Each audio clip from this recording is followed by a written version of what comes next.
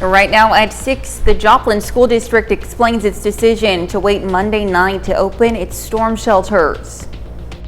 And we've got a much calmer start for us on our Thursday morning. We'll talk about that forecast, get you out the door coming up. Plus, some electricity customers in Joplin say they are still without power after Monday's storm. The 4 states' most watched news starts now. Well, good morning and welcome to the KOAM Morning News. It's 6 a.m. I'm Elise Snowe. And I'm Chris Warner. It's a Thursday here in the 4 states, Yes. Getting closer to the weekend. Looking and forward we're to it. Finally getting a break. Yes, just in time for the weekend as well. I mean, we definitely all deserve it. It's been a crazy, crazy week weather-wise. It really has. I mean, the past couple of weeks now Yes. have been just absolutely wild with severe weather. We've been dealing with significant severe weather. Now, we're used to getting those spring storms. They can get nasty, but to have the volume of Yes. significant severe weather that we've had Certainly. over the last couple of weeks has just been kind of wild. And again, thankfully, we're going to get that break heading into the weekend, get an opportunity to catch up, clean up, start getting things taken care of, fixed up around the area as well, because boy, not many folks went without seeing some kind of significant severe weather over the last couple of weeks out there as well. Quick look outside, our camera on top of the Cornell Complex, downtown Joplin. Every so often it locks up, so it reset back to this position, but either way, clear skies out there. Beautiful start to the day. MoDOT camera, 32nd and range line, also looking fairly good this morning. Skywatch storm tracker, clear precipitation, and it is going to stay that way for the next few days out there. But one thing it has not been clear of lately is storm reports, and you can see where those storms started, and as they pushed off to the east, all those blue circles are large hail reports. The orange circles are wind damage reports, not just wind reports, but wind damage reports. Number of wind damage reports south of Miami, the possible tornado out there. Of course, survey crews will be out once again today. Tornado reported in Monette, and includes some trees down out there and multiple trees down south of Verona as well, with another tornado report out there. And as you can see, between those two tornado reports, there's a lot of wind damage reports. So similar to what we saw in Joplin, because it was dark. Yesterday it wasn't dark. That's why we do have some confirmed tornado reports. But Monday night, when it was dark in Joplin, it was difficult to see a tornado for sure, but survey crews, of course, came out and made that assessment and found that there was. And they'll be out again assessing damage across the area to determine what really happened with these storms yesterday afternoon and evening across the area. All right, 48. Independence, Carthage, tying for the cold spots out there. The rest of us hanging out in the 50s as we get our day started. Kids getting on the bus this morning. Again, a little cool, but not bad. 53, sunny skies. North winds around 5 to 10 miles an hour. We'll have a northeast breeze by this afternoon, 5 to 15, occasional gust to 20, 74, and still sunny when that bus brings the kids back home. Heading through the day, again, sunny skies. We'll have those occasional gusty winds out there. Temperatures right about where they're supposed to be for this time of year as we head for the mid-70s across the area. We are going to stay relatively calm and dry as we head into the weekend, but we do have more thunderstorm chances as we head into next week. We'll look at all those details in the full forecast here a little later. Elise? And Chris, thanks. Well, some property owners in both southwest Missouri and in northeast Oklahoma have dealt with damage left by yesterday afternoon's storms. In the Monette, Missouri area, dozens of trees are down and businesses are dealing with power outages as crews repair electric lines. Some buildings are damaged, including McDonald's and a Walmart. And authorities have closed some roads. Officials say the cleanup could take weeks. The neighboring community of Aurora also has some damage. And the storm heavily damaged this home south of Miami, Oklahoma. This on 130th Road. A couple who lived in this home say they took shelter in a closet and no one was hurt. Family and friends were gathering at the scene to help recover what they could. And at least a couple of other homes in this same area have relatively minor damage. This is on 120th Road. The storm also damaged an outbuilding and uprooted some trees. Well, in keeping with policy, school storm shelters in Joplin opened to the public in light of yesterday's severe storm threat. The storm shelters are set to automatically unlock in any of 3 circumstances, according to Assistant Superintendent of Schools Matt Harding. The doors to storm shelters automatically unlock if a tornado warning is issued anywhere in Jasper County, if the Joplin tornado sirens are activated, or if there is an active tornado on the ground or tornado threat in a neighboring county. We did some research around Oklahoma, Arkansas, Missouri, even other cities and schools that had safe rooms, looked at their policies, and it was pretty much they were all on the same page, as most of them do not issue it until they do a warning or a tornado sirens are instigated, or if there's a storm approaching in a neighboring county. The storm shelters followed their policy on Monday at 11:16 p.m. when a tornado warning was issued for Cherokee County, Kansas, and Jasper County, Missouri. Some electric customers in the Joplin area are still dealing with power outages caused by Monday's storm. KOAM's Amber Jenkins spoke to a local restaurant about how the outages affected business. Liberty Utilities' Facebook page reports that during the height of the storm, more than 17,000 customers did not have power. According to Liberty Utilities' outage map, more than 100 customers are still experiencing outages Wednesday afternoon. A local restaurant in one of the outage areas says their power returned, but not in time to save some ingredients. The power had returned last night around 7 p.m. So everything seemed to be back on and working. Unfortunately, we had to clean up before we opened and all that. We lost some food and stuff, but things like that happen. Although the power returned, the restaurant's complimentary Wi-Fi for customers did not work until 17 hours later. The owner says business is getting back to normal thanks to customer support and understanding. Today, majority of our customers are back, came back and just to support us. They understand how local businesses work, so. Reporting in Duquesne, Amber Jenkins, KOAM News. Zika says this is the first time they lost power at their Duquesne location since opening in 2015. And that's a look at this morning's top stories and weather in our first 7 minutes, coming up on the KOAM Morning News. More than 321,000 children in the United States lost a parent to drug overdoses. Plus, the U.S. has paused a shipment to Israel, and President Biden warned that more weapons could be held. And Chris Warner returns with another look at your Thursday forecast. You're watching the KOAM Morning News. We'll be right back. But first, here's a live look of the Baxter Springs Veterans Memorial.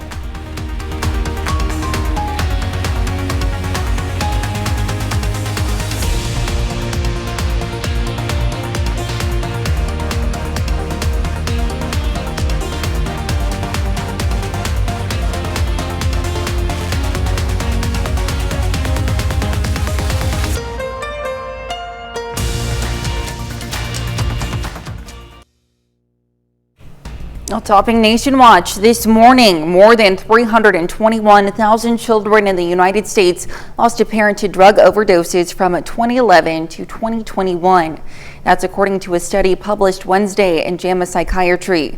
During the decade study, more than 649,000 people died of a drug overdose. The study found more children lost their fathers to an overdose than their mothers.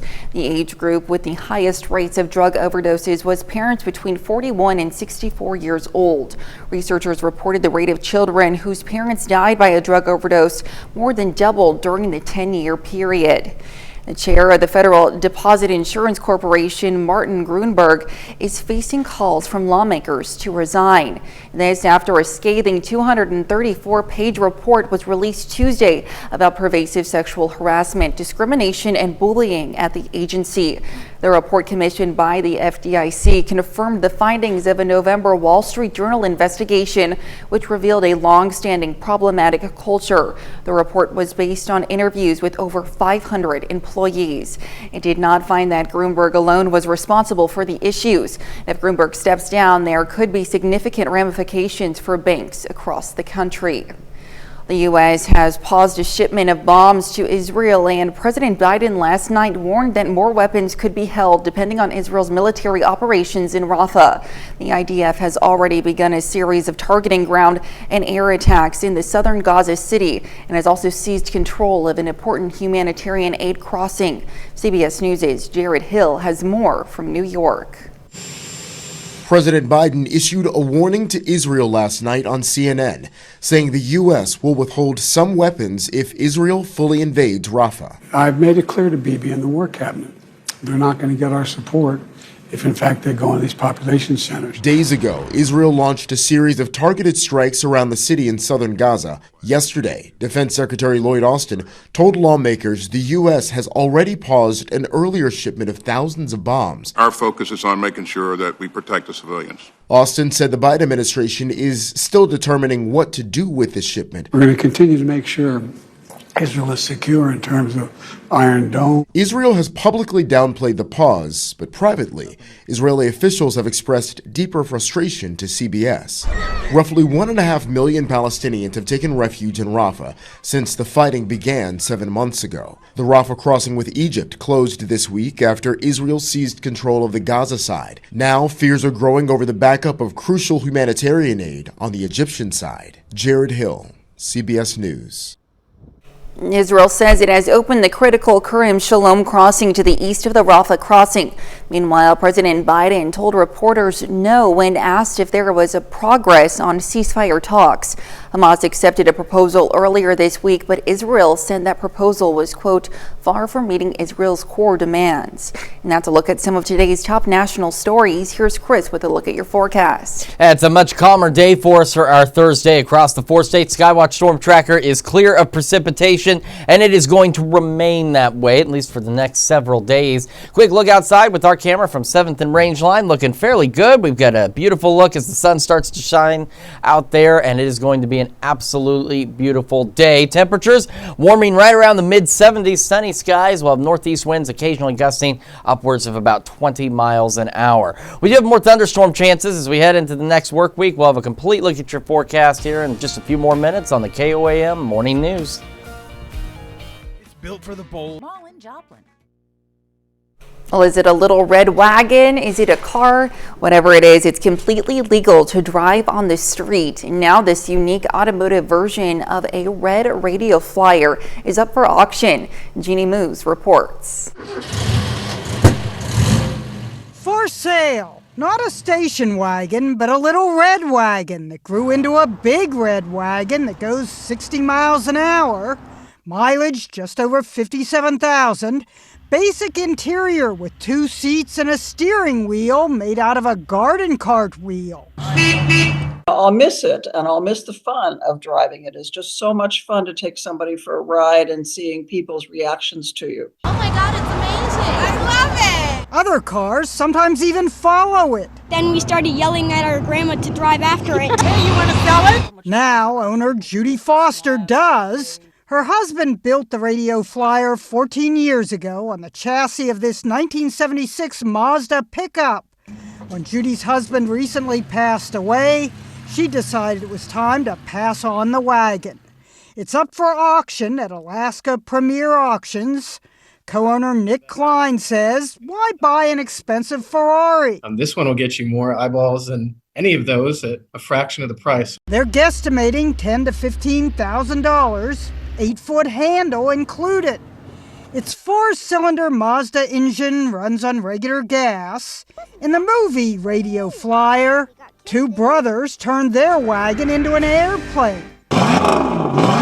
In real life, at least a handful of fans have built their own Radio Flyer cars. Just riding in a Radio Flyer wagon makes me feel younger. Judy was even invited to drive her Flyer around the Charlotte Motor Speedway. You made that? Yeah. All right. I've laughed and said, you can't be in the witness protection program and drive the car. If you're craving attention, hitch your wagon to this star. Jeannie Moose, CNN, New York. Pretty cool. Well, now here's Chris with a quick look at your forecast. We've got a beautiful start to the day. The sun is rising, much calmer weather settling in. We'll have another look at your forecast and next week's storm chances when the KOAM Morning News returns.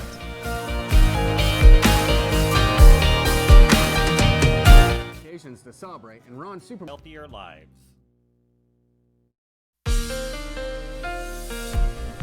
Welcome back to the KOAM Morning News. 6:20 coming up on 6:21 on this Thursday morning. A live look at the sunrise from our camera on the Cornell Complex downtown Joplin, looking fantastic as we get this Thursday underway and finally a much, much needed break from the severe weather across the area. Over the last 2 weeks, I think just about every community in our viewing area has experienced significant severe weather of some type out there. All right, MoDOT camera 32nd and range line also looking pretty good and looking great from the KDOT camera on 69 just south of Pittsburgh. And from our camera 7th and range line, another great view of that sunrise, clear skies, beautiful coloring in the sky, 50 degrees in Joplin, so a bit on the cool side. The wind is calm for the time being. Temperatures around the region, 48 Independence and Carthage. Those are the two cold spots out there. In the Sedan, though, not far behind at 49. The rest of us into the low to mid 50s as we get this day going. As we get the day going, it is going to be sunny. It is going to be calm. This was the easiest forecast to put together in a long time because these little icons in our database are alphabetical. And the very first one is clear day. And that's all I had to check was just click, click, click, click for clear day. It's going to be wonderful out there. 71 by 11 o'clock this morning. Clear skies through the afternoon and evening. We'll have northeast winds occasionally gusting upwards of 20 and our highs right about where they're supposed to be as we top out right around the mid 70s, maybe a couple of upper 70s out there. Heading into the evening, the clear skies continue. And yes, by the way, clear night is right next to clear day windy.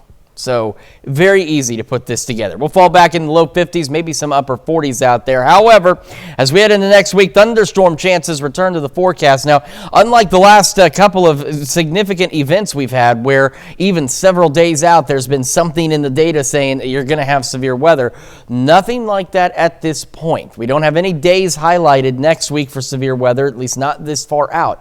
That's some good news. It means that the model data isn't just screaming at us that severe weather is likely.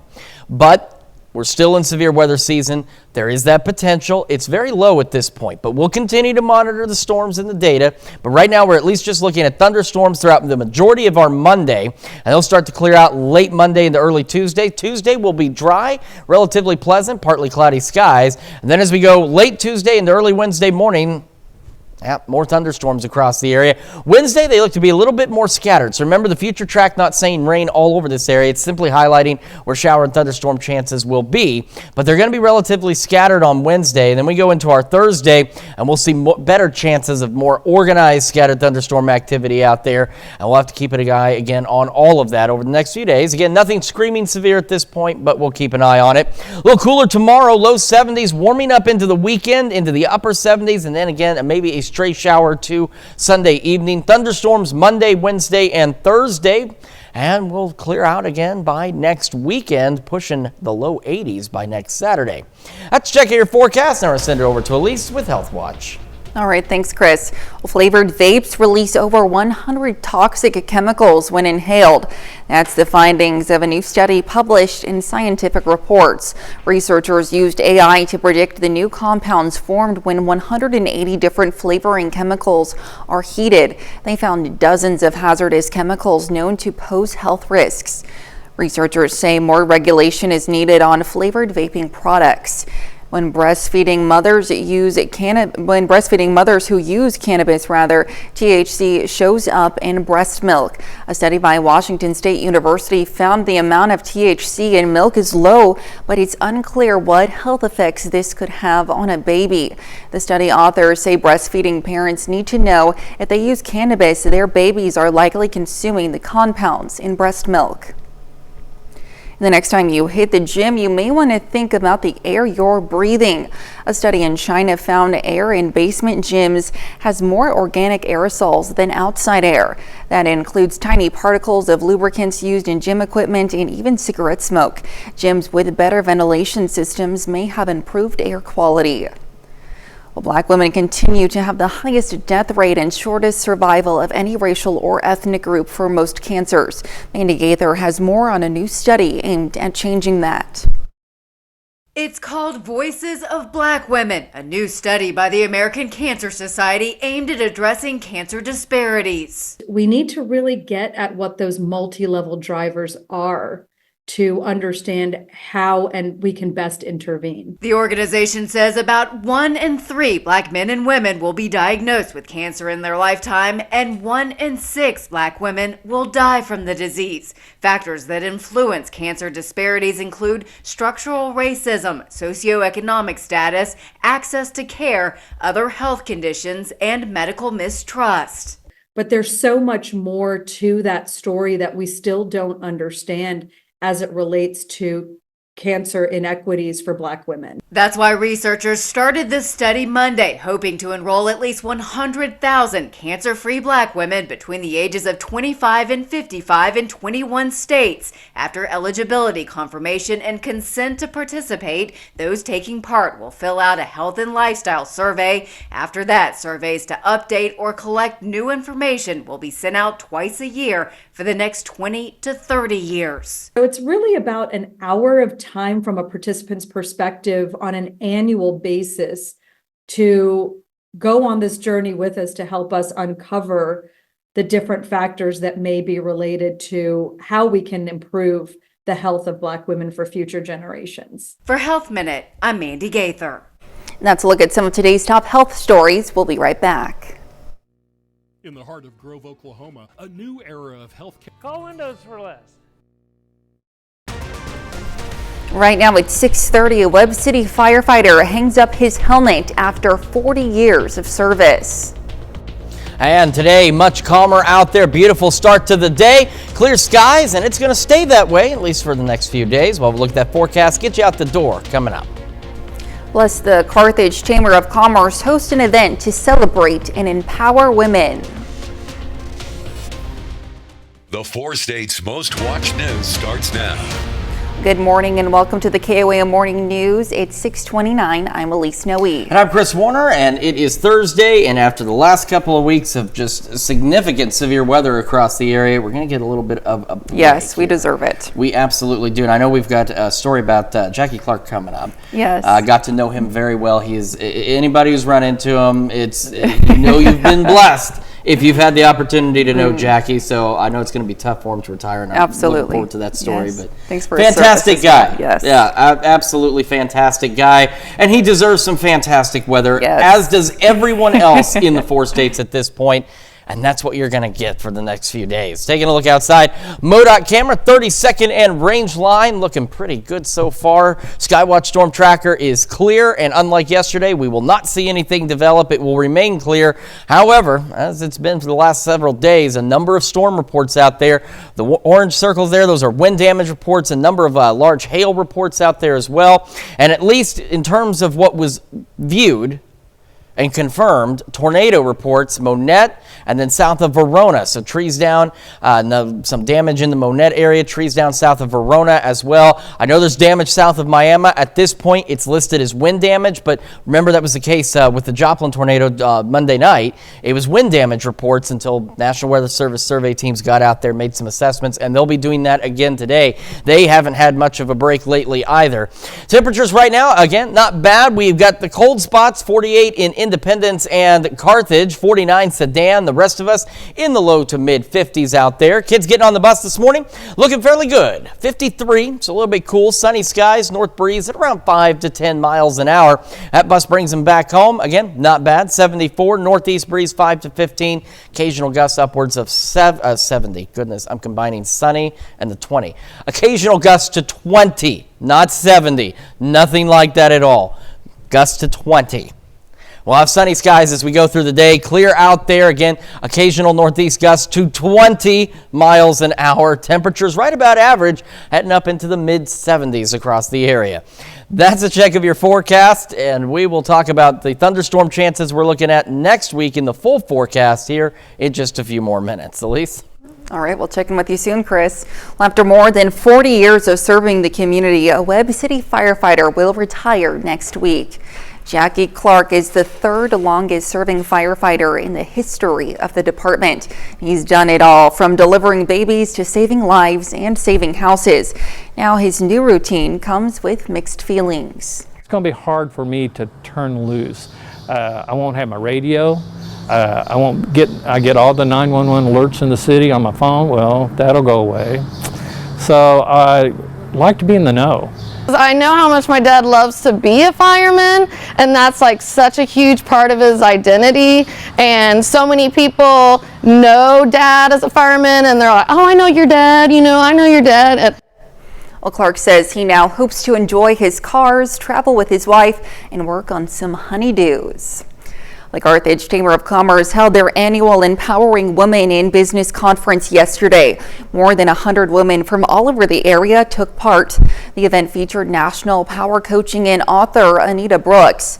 Participants also took the opportunity to learn lessons from a panel discussion on mother-daughter business partners. By listening to the women here in town and those that attend these events and what they would like to hear and can leave feeling empowered, we go out and we seek those individuals that can bring that to the table. The conference marked the second year for the event. Yesterday was National Ride Your Bike to School Day, and students who are a part of the Cecil Floyd Bike Bus Group in Joplin had the opportunity to commemorate the day while celebrating their accomplishment of reaching over 2,000 miles ridden to the school this academic year. Friends and family of the riders were encouraged to bring cowbells and signs to cheer them on. It's very important. When the kids are in the backseat of a car, they don't learn those things. They're just watching out the window, or they're playing on their iPads or something. They're not paying attention to the ways of the road. And I think it's important to teach them early when they're riding to follow the traffic laws so they understand how to be safe, what's going on around them, listening, looking out for each other as well. All of the kids who participated received medals for their accomplishments. Way to go. And that's a look at our top news stories coming up this half hour on the KOAM Morning News. Disneyland is getting its biggest change in decades, and it's expected to cost $2 billion to develop. And we have a nice and sunny day today. We'll have what you expect with Chris Warner in the Skywatch Weather Center. You're watching the KOAM Morning News. We'll be right back, but first, here's a live look of the Baxter Springs Veterans Memorial.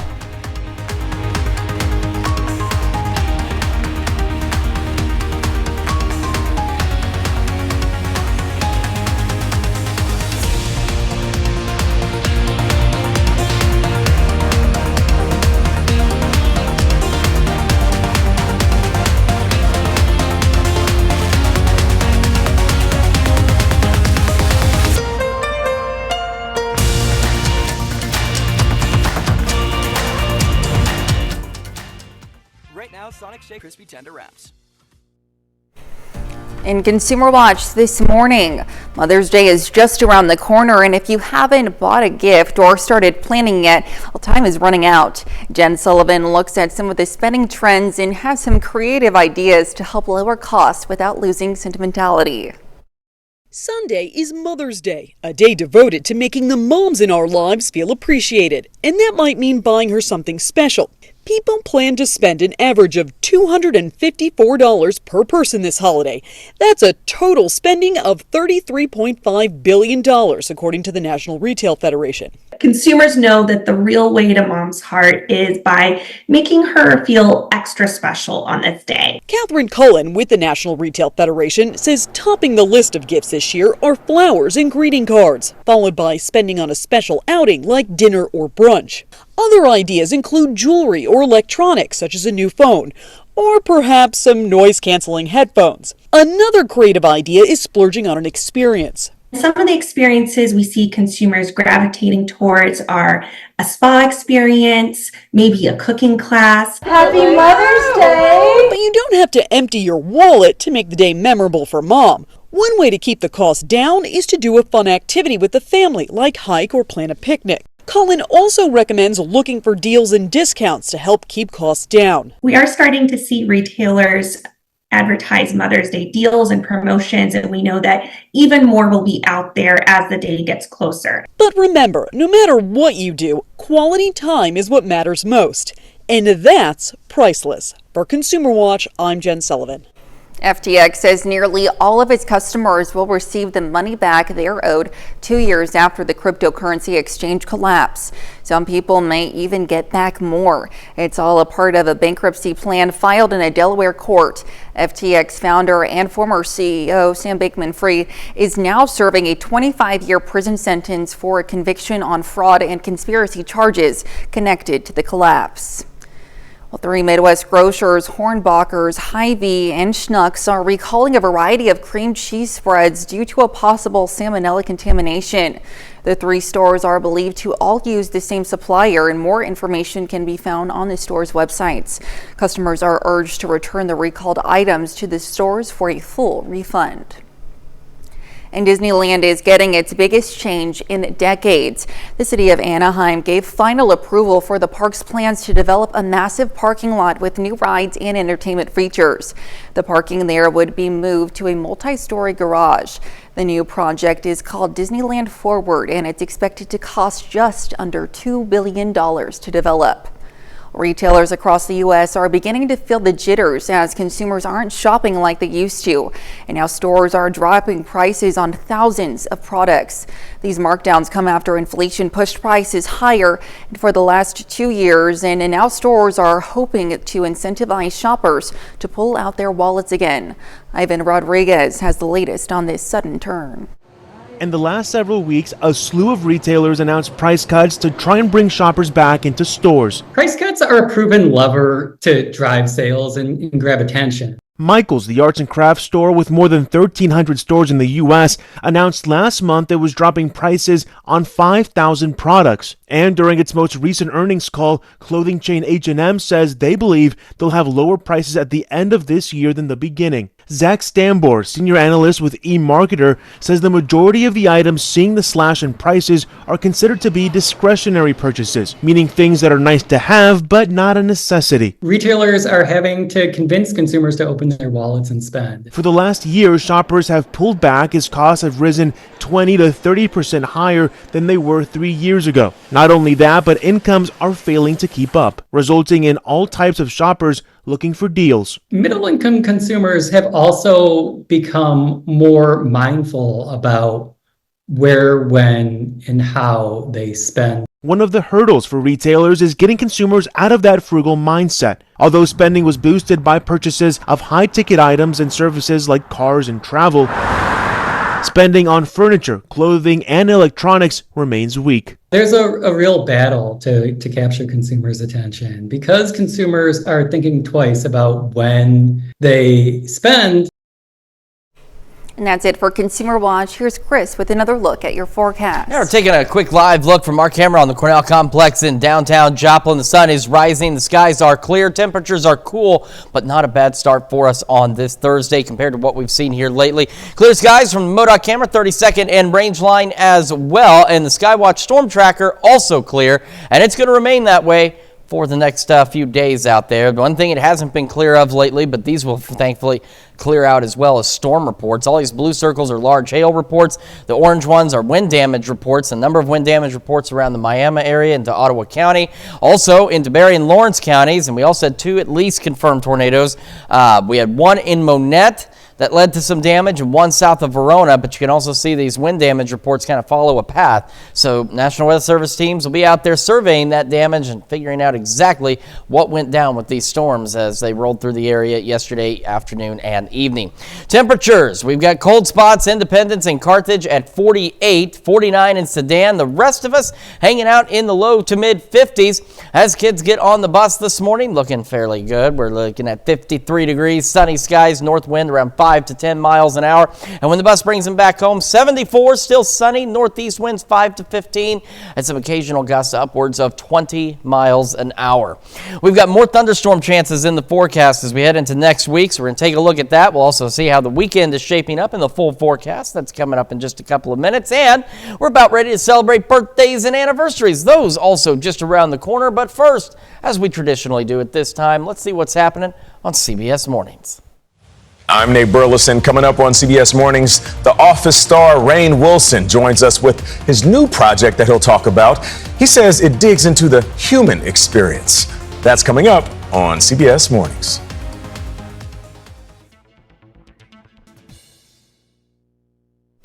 All right, time for some Thursday birthdays. We're starting in Parsons with Ruby Rose Hetty celebrating birthday number 7. Happy birthday. And a happy 9th birthday to Jacob Cerruti. It says, happy golden birthday. Love Mom, Addie, Emmy, and your friends and family. And Jordan Stanley celebrating birthday number 11 in Nevada. Very happy birthday, Jordan. Happy 13th birthday to Jeremiah Palmer in Crestline. And in Miami, Kathy Bell celebrating birthday number 50 with her very large pet friend there. Very big dog. Yes. Kathy, very happy birthday. Yes. And over in Columbus, a happy birthday to Earl Hemphill, who's turning 95 today. It says happy birthday from your Center Christian Church family. And in St. Paul, Kim McCracken celebrating another year wiser. Very happy birthday to you, Kim. And over in Columbus, Joe and Nora Morris are celebrating their 32nd anniversary. And in Joplin, Mike and Terry Broadwater are celebrating their 38th wedding anniversary. A very happy anniversary to the Broadwaters. And a happy birthday to Paul Cup Jr., who's turning 41 today from Crestline. And in Columbus, Doris Richardson celebrating birthday number 79. Happy birthday, Doris. And happy 73rd birthday to Kathy Sweeney from Crestline. And last but certainly not least, Tyler Wyckoff celebrating another year wiser today. Happy birthday and anniversary to all of you on our list. And of course, we strongly encourage you to celebrate with us. And there's a really easy way you can do that. And Elise has those details. Yes, go ahead and submit those birthdays and anniversaries to birthdays at KOAMnewsnow.com. Be sure to include any birthday messages and photos and to meet the deadline that you see there at the bottom of your screen. You certainly want to meet that deadline. That way we can ensure that your birthday or anniversary airs at the appropriate time and date. All right, let's take a look outside. So we're going to start with our camera here on the Cornell Complex, downtown Joplin. Clear skies, beautiful start to the day. Wind's starting to pick up just a little bit out there. And we'll have some occasional gusts out there as well, up to about 20 out of the northeast. But what we won't have is occasional rain. We're going to dry out for a little bit, have an opportunity to kind of start assessing what's happened over the last couple of weeks and get some cleanup and repair work done. MoDOT camera, 32nd and range line, looking fantastic. Beautiful sunshine coming in. And same from the KDOT camera on 69, just south of Pittsburgh. Sun's just starting to make it over the tree line out there as folks get their day underway. Our camera, 7th and range line, looking fantastic as well. 50 in Joplin. It feels like that. The wind last reported is calm, but as we saw, we're starting to see it pick up just a little bit out there. Temperatures around the region. Again, the cold spots so far have been Carthage and Independence kind of locked in there at 48, 49 in Sedan. The rest of the region hanging out in the low to mid 50s. So again, it's a cool start for sure, but not too bad. We get our morning started. We are looking at sunny skies, making it about 71 by 11 o'clock this morning. Clear skies heading into the afternoon as well. And again, those northeast winds occasionally gusting to 20 and temperatures right about where they should be, right about the mid 70s. Heading into the evening. You guessed it, the skies are clear again, clear through the evening, clear through the overnight. We'll fall back in the low 50s, and like this morning, we could see some upper 40s out there as well. Now, next week, we have thunderstorm chances returning as we head into Monday. We're looking at thunderstorms through most of the day on Monday.